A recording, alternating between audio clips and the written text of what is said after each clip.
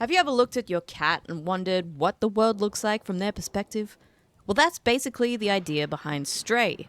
At first glance, Stray looks like a cute cat lover's dream, and it is. That's definitely the draw card that pulled me in as a cat lover. But after a few hours, it becomes something much more emotional and deeper than I expected. On the surface, Stray is about a lost cat in a mysterious cyberpunk city, trying to find its way home.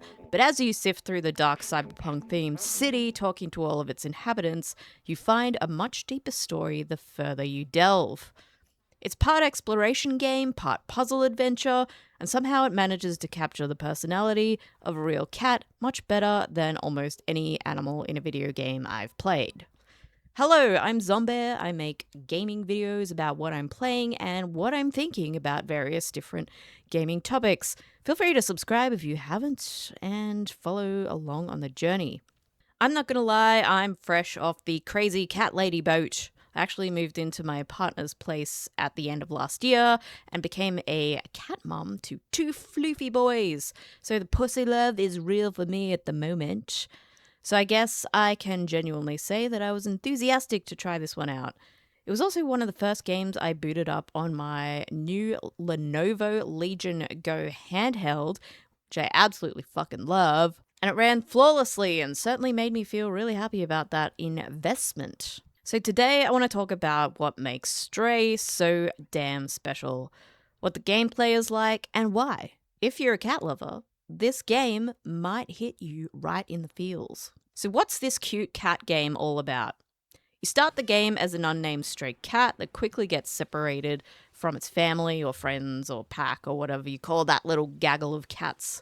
The world is very dystopian, futuristic city, almost like cyberpunk in appearance. You soon realize that there's an absence of humans in the city, and instead you find very humanoid-like robots. The robots all have their own personalities and stories, and your mission as you progress through the game is to find out more about these robot creatures and how to get to the surface, the mysterious surface. Fortunately, you're not doing this alone. You have a companion in the form of a tiny little drone creature robot thing who helps you translate the robot language and navigate this strange world.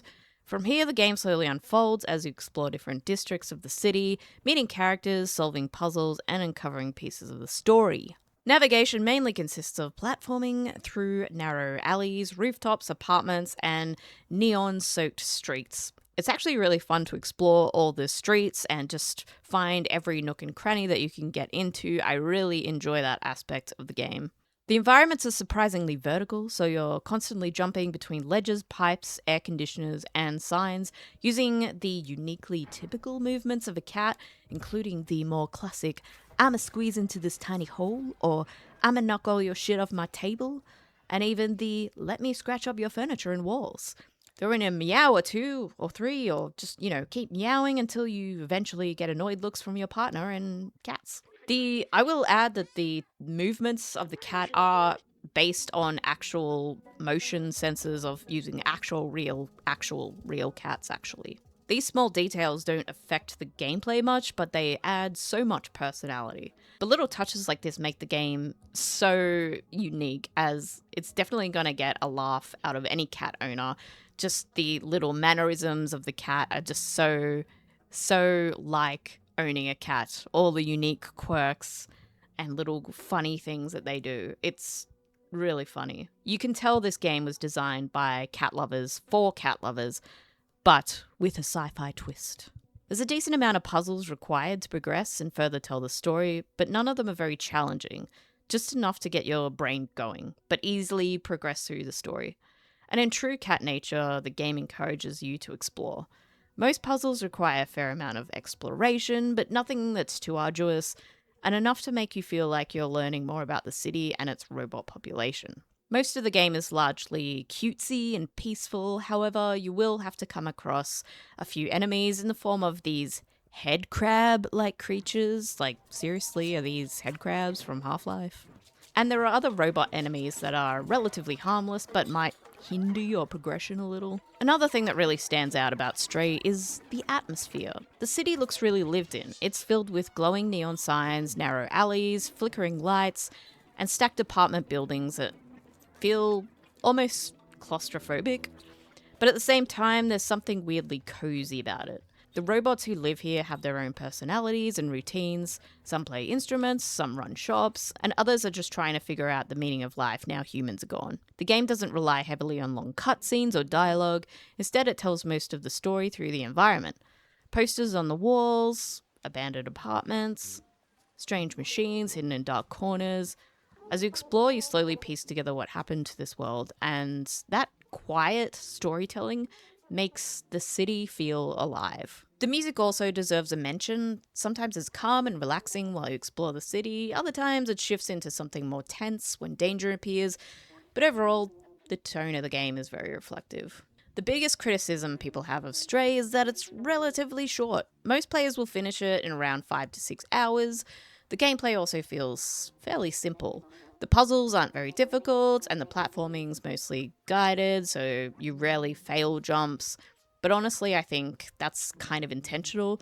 The game isn't really trying to be overly challenging, it's just trying to create a mood and really tell its story. By the time I finished Stray, I realized something really interesting. It's not really about the puzzles or mechanics, it's about the perspective. Playing as a small stray cat changes how you experience the world. Most games we're used to playing as humans or humanoid creatures, and this is a simple game from this perspective of a little small four-legged creature that doesn't even speak English, or speak any language really, except for meow. Everything feels bigger, quieter, and sometimes a little bit lonely, but it's also full of curiosity and discovery as you explore like your furry friend would.